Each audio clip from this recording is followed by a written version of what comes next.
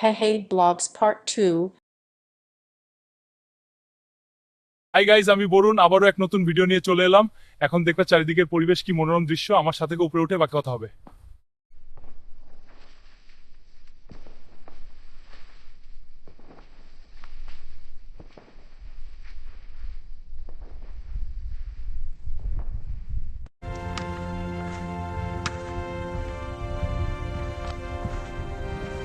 Finally আমি উপরে চলে এসেছি।